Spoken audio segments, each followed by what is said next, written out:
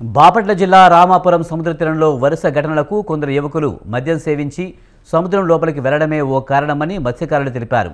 వాడరేవు నుంచి రామాపురం వరకు 8 కిలోమీటర్ల తీరం వెంబడి గజ ఎత్తిగాళ్లు అందుబాటులో లేకపోవడం వల్ల యువకులను కాపాడలేకపోతున్నారన్నారు. దాదాపు 15 మంది వరకు సముద్రంలో గల్లంతైన యువకుల ప్రాణాలు కాపాడామని తెలిపారు. తీరం వెంబడి గజ ఎత్తిగాళ్లు అందుబాటులో ఉంటే సముద్రంలో మునిగిపోయే వాళ్ళ ప్రాణాలు కాపాడవచ్చంటున్న మత్స్యకారులతో మా ప్రతినిధి శ్రీనివాస్ ఫేస్ టు ఫేస్.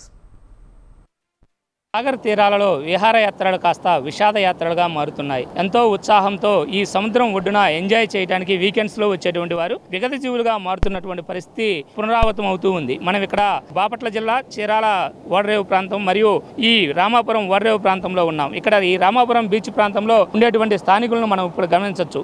ఇక్కడ వారం రోజుల వ్యవధిలోనే 9 మంది ఇక్కడ మృత్యువాత పట్టడం జరిగింది. అసలు ఇక్కడ ఏ విధంగా జరుగుతుంది, మృత్యువాత పట్టడానికి ప్రధాన కారణం ఏంటి, స్థానికులను అడిగి తెలుసుకుందాం. సార్, ఇక్కడికి సరదా కోసం, ఈత కోసం ఈ వీకెండ్స్లో ఇక్కడికి వస్తూ ఉంటారు. వారు ఈ విధంగా ఈ 3 రోజుల వ్యవధిలోనే సుమారు 9 మంది ఇక్కడ మృత్యువాత పడ్డారు. ఓడరేవు అయితేనేమి, రామాపురం బీచ్ అయితేనేమి. దీనికి ప్రధాన కారణం ఏమై ఉండొచ్చు అనుకుంటున్నారు? డ్రింక్ అండ్ డ్రైవింగ్ ఎంత ప్రమాదకరమో ఈ సముద్రంలో కూడా డ్రింక్ చేసి సముద్రంలో మునగటం, స్వేచ్ఛ కోసం రావటం, డ్రింక్ చేసి రావటం చాలా ప్రమాదకరం. డ్రింక్ చేసి అసలు నీళ్ళలో తడిస్తే ఉప్పు సాల్ట్ వాటర్కి ఒక 90 తాగిన వాళ్ళకి 2 కోట్లు తాగినంత ఇసం ఎక్కిద్ది. అంటే మొత్తం అనమాట. ఆ 90 తాగి సముద్రంలో దిగినా కూడా అంత 2 కోట్లు తాగినంత మొత్తం ఎక్కిపోయింది.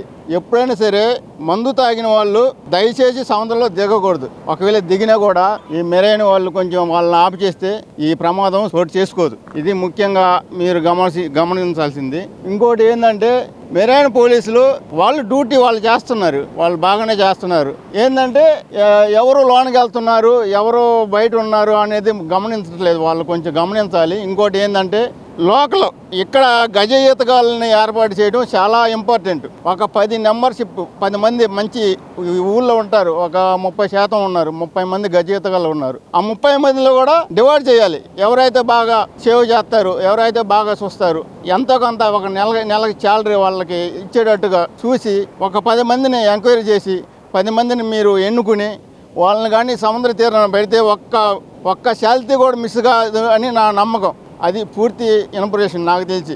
ఇంకోటి ముఖ్యంగా దయచేసి ఎవరైనా సరే మందు తాగి మట్టి సముద్రంలో దిగటం చాలా హానికరం.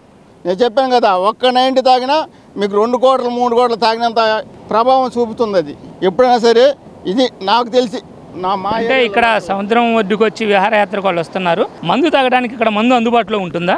వస్తానే వాళ్ళ ఊర్ల నుంచి తెచ్చుకుంటున్నారు. కొంతమంది అక్కడి నుంచి తెలంగాణ నుంచి తెచ్చుకుంటున్నారు. కొంతమంది అయితే తమిళనాడు నుంచి వాళ్ళు లోకల్గానే అక్కడి నుంచి తెచ్చుకుంటున్నారు. కానీ ఇక్కడైతే అందుబాటులో లేదు. అయితే ఇక్కడ ఉండేటువంటి మెరైన్ పోలీసులు మద్యం తాగుతున్నప్పుడు వాళ్ళని అడ్డుకోవటం కానీ ఇక్కడ తగినంత మెరైన్ సిబ్బంది కానీ అందుబాటులో ఉన్నారా? దూరంగా వెళ్ళిపోతున్నారు. మెరైన్ పోలీసులు ఎక్కడ ఉంటే ఇంకా వాళ్ళ సాటుకి తోటలోకి గేట్లోకి అట్లా వెళ్ళి తాగి వాళ్ళకి తెలియకుండా, మెరైన్ పోలీసులకి తెలియకుండా సీక్రెట్గా వచ్చి సముద్రంలో మునిగి వాళ్ళకి తెలియకుండానే పోతున్నారు. మెరైన్ పోలీసులకి తెలియకుండానే వాళ్ళు షార్ట్గానే పోతున్నారు.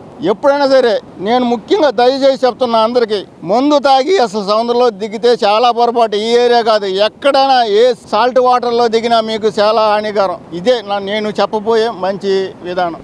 ఇక్కడ కానీ గమనించినట్లయితే విహారయాత్రకు వచ్చే వాళ్ళంతా కూడా అక్కడి నుంచే మద్యం తెచ్చుకొని ఆ మద్యం లేదా మిత్ర మత్తు పదార్థాలు ఏవైతే ఉన్నాయో వాటిని సేవించి సముద్ర స్నానానికి దిగటమే ప్రధానంగా ప్రమాదానికి కారణమని కూడా స్థానికులు చెప్తూ ఉన్న పరిస్థితి ఉంది.